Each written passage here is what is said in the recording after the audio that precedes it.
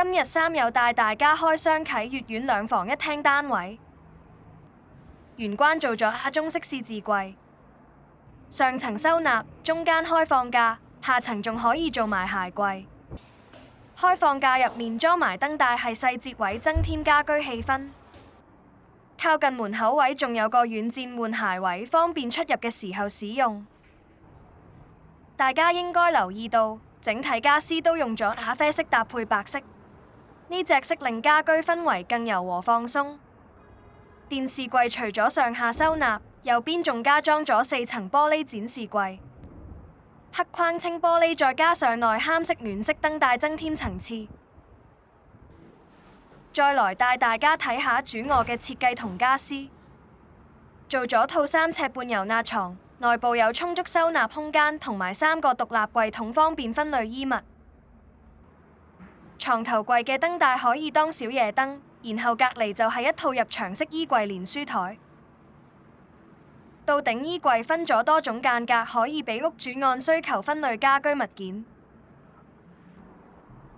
然後係隔離嘅客房，雖然話係客房，但空間同樣充足闊落。3尺油壓床連獨立櫃桶，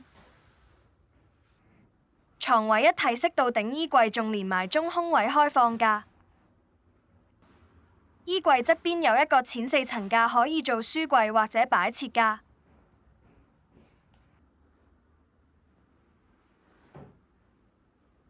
書台有2個櫃桶，上方吊櫃都有開放架同空間做收納。廚房外面做咗個高櫃同留咗位擺雪櫃。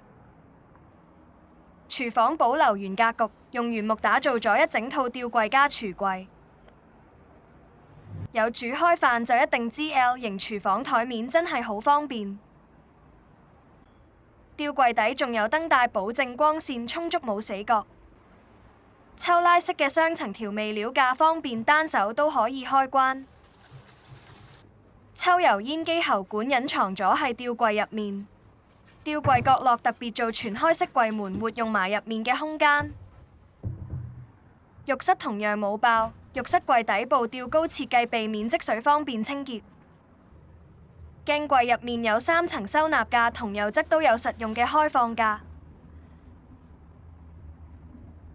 石英石一體式洗手盆，沖涼位就選擇用浴簾簡單分隔。有興趣了解更多，可以隨時電話聯絡我哋，亦都歡迎隨時到我哋三友嘅觀塘門市睇下。